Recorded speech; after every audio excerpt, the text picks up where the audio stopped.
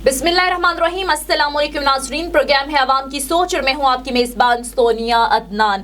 नाज़रीन, army act तरमीमी bill हमने देखा कि गुज़िश्ता रोज़ कौमी असम्बली से और आज सेनेट से भी कसरत राय से मंजूर हो गया है और इस बिल की मंजूरी के बाद अब पाकिस्तान के वज़ीर आज़म को ये इख्तियार हासिल होगा कि वो तीनों मुसल्लह अफ़वाज के सरबराहान की मुद्दत मुलाज़मत में 3 साल तक की तोसी कर सकते हैं या फिर दोबारा भी तैनात कर सकते हैं।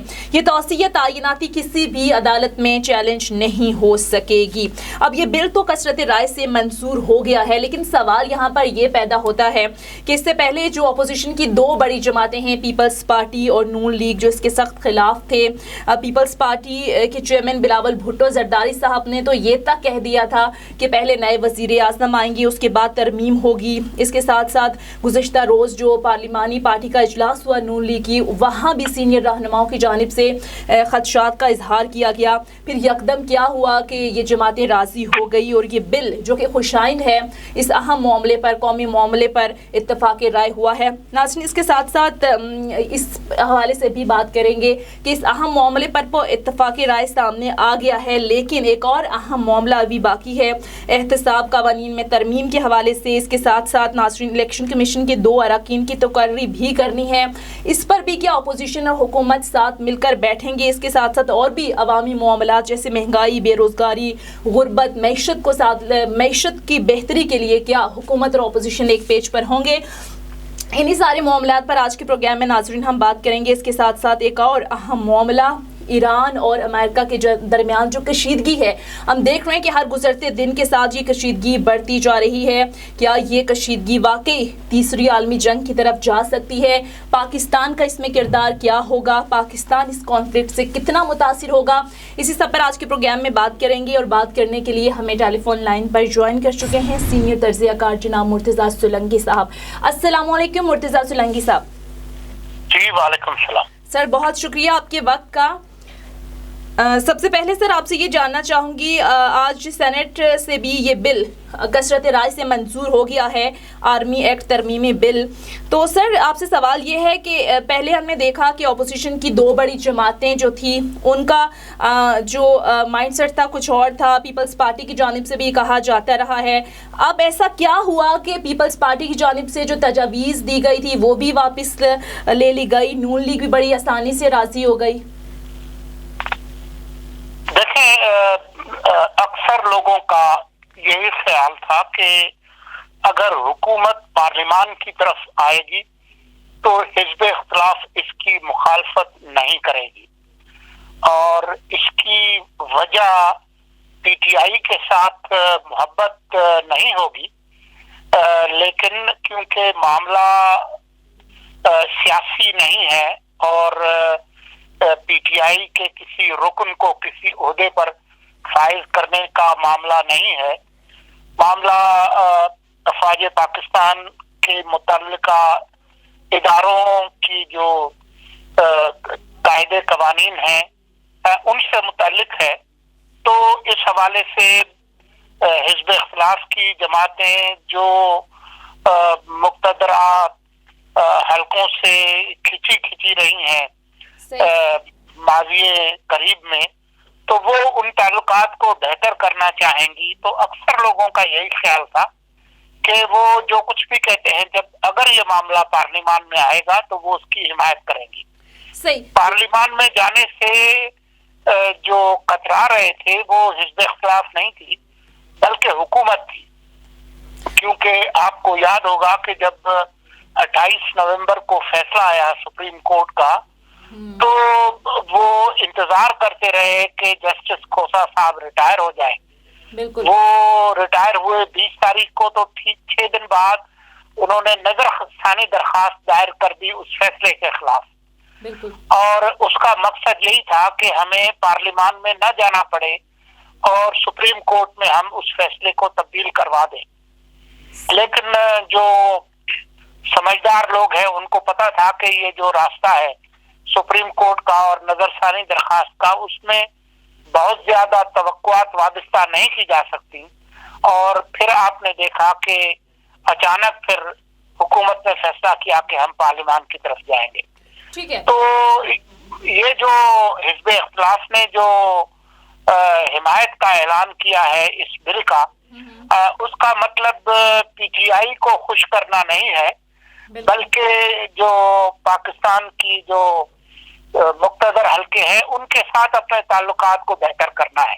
ठीक है। अब हम ये देखेंगे कि ये जब मंजूर हो गया है, सदर दस्तखत कर देंगे, तो उसके बाद हिज़्ब इख्तिलाफ के जो लोग हैं उनको क्या रियायतें मिलती हैं वो हमें फिर पता चल जाएगा। अच्छा ठीक है मुर्तज़ा सोलंकी साहब, जिस तरह से आज राना सनाउल्लाह साहब भी कह रहे थे कि हमारे वोटर्स इससे खुश नहीं है, गुज़िश्ता रोज़ जो नून लीग की पार्लिमानी पार्टी की मीटिंग हुई उसमें भी हमने देखा कई सीनियर रहनुमाओं की जानिब से तहफ़्फ़ुज़ात का इजहार किया गया, तो आप समझते हैं कि ये जो नून लीग का नया बयानिया इसे हम कह सकते हैं, इसके खिलाफ जो अंदरूनी आवाज़ें आ रही हैं ये आगे जाकर नून लीग के लिए ख़तरनाक साबित हो सकती हैं, पार्टी को डैमेज कर सकती हैं?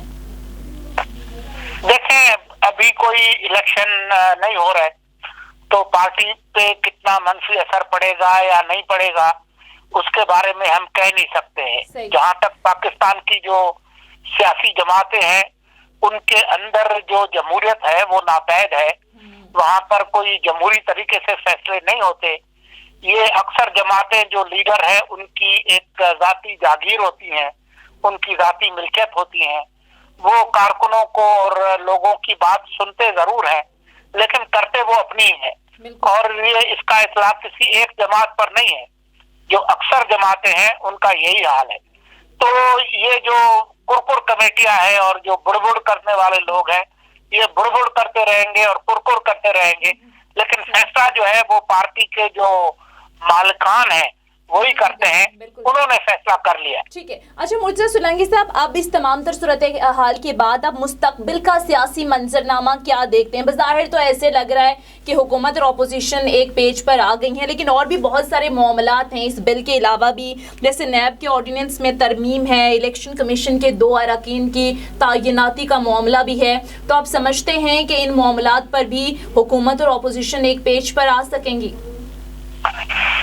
असल में जो जिस पेज और सफ़े की आप बात कर रही हैं वो सफ़ा न हुकूमत के पास है न हिज़्ब इख्तिलाफ के पास है, वो सफ़ा किसी और के पास है। तो वो जिनके पास भी है उसके उस सफ़े के करीब जो है वो तमाम लोग जमा हो गए हैं, लेकिन ये कहना कि हुकूमत और हिज़्ब इख्तिलाफ किसी एक सफ़े पर आए हैं ये बात दुरुस्त नहीं है। यानी कि आप कह रहे हैं कि हुकूमत और अपोजिशन में ये इत्तेफाक राय आरज़ी है? मैं ये नहीं कह सकता, मैं सिर्फ ये कह सकता हूँ कि जिन लोगों के पास ये सफ़ा है उस सफ़े के गिर्द सभी जमा हो गए। सही। तो मुर्तज़ा सोलंकी साहब, आपको नहीं लगता कि अब अपोजिशन और हुकूमत को अवामी मामलात पर भी मिल बैठना चाहिए? क्योंकि हम देख रहे हैं कि इन तमाम तर इशूज़ को पार्लियामेंट में डिस्कस किया जाता रहा, इस सब में कहीं जो अवामी इशूज़ है ना, जैसे महंगाई हो गई, गुर्बत हो गई, हमारी मईशत का हाल भी सबके सामने है, अवामी जो इशूज़ हैं वो कहीं दब कर रह गए हैं, तो अब मिल बैठ कर पार्लियामेंट के अंदर अवामी इश्यूज पर भी बात होनी चाहिए, अपोजिशन को इस पे भी अपना किरदार अदा करना चाहिए, इस पे भी आवाज उठानी चाहिए। ये आपकी ख्वाहिश बहुत अच्छी है कि जो अवाम के जो असल मसले हैं, अफराते ज़र है, महंगाई है, बेरोजगारी है, डूबती हुई जो मईशत है, इस पर कोई बातचीत हो, लेकिन इसके इम्कानात मुझे नजर नहीं आते। मुझे नहीं लगता कि इन मामलात पर जो अवाम की जिंदगी से मुतालिक है उस पर हुकूमत और हिज़्ब इख्तिलाफ कोई मिल बैठेगी, इसके इम्कानात मुझे बिल्कुल नजर नहीं आते। हाँ, ये अलबत्ता हो सकता है कि जैसे नैब के मामलात हैं उसकी इस्लाहात वगैरह, वो मामलात जिसमें हिज़्ब इख्तिलाफ और हुकूमत के जो रहनुमा हैं उनकी गर्दनें फंसी हुई हैं, उनकी गर्दनें निकालने के लिए और उनकी मुश्किलात आसान करने के लिए तो वो मिल बैठ सकते हैं, लेकिन ये जो बुनियादी मामलात जो अवाम की जिंदगी से मुतालिक है, मुझे उस पर इनके दरमियान ताउन के इम्कानात नजर नहीं आते। तो फिर मुर्तज़ा सोलंकी साहब, हर गुजरते दिन के साथ जो आम आदमी की हालत ज़ार है वो तो आम आदमी तो पिसता ही चला जाएगा ना, अगर इन इश्यूज को सीरियस नहीं लिया जाएगा तो फिर कौन आके आवाज उठाएगा? बात आपकी दुरुस्त है। अगर मौजूदा जमातें नहीं उठाती तो एक सियासी खला पैदा होगा और वो खला किसी न किसी ने पूरा करना है। चाहे कोई सेहतमंद तामीरी कोई मुतबादल पैदा हो या मुल्क अनारकी का शिकार हो, ये मसाइल तो किसी न किसी तौर पर अपना हल निकालेंगे। ठीक है। अच्छा मुर्तज़ा सोलंकी साहब, एक और अहम मामला है इराक और ईरान और अमेरिका जो टेंशन इस वक्त बनी हुई है, जो कॉन्फ्लिक्ट बना हुआ है।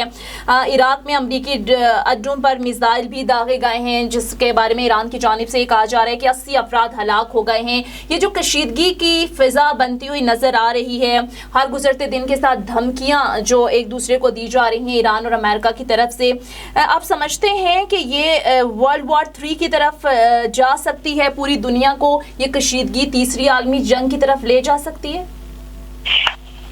होने को तो कुछ भी हो सकता है, लेकिन जिस तरह के हालात हैं मुझे नजर नहीं आता कि किसी किस्म की कोई बड़ी जंग के इम्कानात है।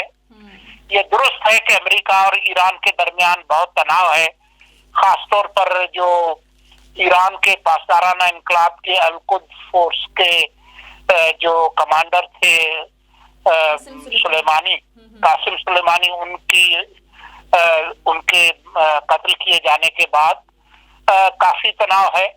लेकिन दोनों जो मुमालिक हैं वो एक हद तक ही आगे जाएंगे। अभी ये जो मिसाइलों का जो हमला हुआ है इराक में अमेरिकी अड्डों पर, आजाद जराए से वहां पर किसी किस्म की जानी नुकसान की अभी तक इतला नहीं है। ईरान ने जरूर कहा है कि 80 लोग मारे गए हैं, लेकिन अभी तक उसकी कोई आजाद जराए से तस्दीक नहीं हुई है। लेकिन ईरान ने जिस तरीके से इस पर शादियाने बजाए हैं, उससे उसका मतलब ये भी लिया जा सकता है कि आपने हमारे बंदे को मारा और हमने उसके बदले में एक कार्रवाई की, तो अब हम जो है वो इस तनाव को कम करें।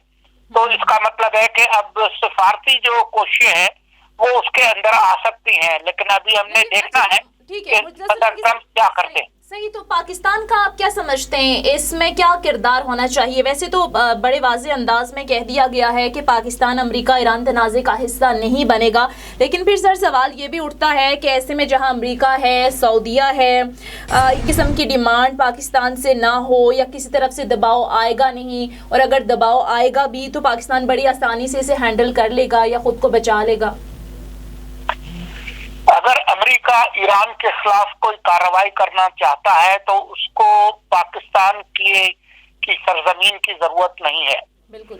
इस वक्त जो फिजाई ताकत है अमेरिका की, जो खिला में उनकी ताकत है, और जो आलमी जो पानी है, समंदर है, उसके अंदर जो ताकत है अमेरिका की, तो वो बैनुल अक़वामी जो वाटर्स है वहाँ खड़े होके उनके जो जंगी जहाज है वो वहां से ईरान के खिलाफ कार्रवाई कर सकते हैं। अभी तक ऐसी कोई बात सामने नहीं आई कि अमेरिका कोई बराह रास्त जमीनी हम अफवाज वहां दाखिल करके वहां पर कोई कब्जा करना चाहता हो ईरान पर। इस तरह की कोई बात नहीं है। अगर अमेरिका हमला करना चाहेगा तो वो फिजाई हमला ही करेगा, और उसके लिए पाकिस्तान की उनको जरूरत नहीं है। और पाकिस्तान पहले ही कह चुका है कि वो अपनी सरजमीन किसी मुल्क के खिलाफ इस्तेमाल होने की इजाजत नहीं देगा। ये हमारे मफाद में नहीं है। ठीक है, बहुत बहुत शुक्रिया। सीनियर तज्ज़ियाकार मुर्तज़ा सोलंकी साहब हमारे साथ मौजूद थे। सर बहुत शुक्रिया आपके वक्त का। नाज़रीन, ये था हमारा आज का प्रोग्राम के हवाले से फीडबैक ज़रूर दीजिएगा। अगले प्रोग्राम तक के लिए इजाज़त दीजिए। खुदा हाफिज़।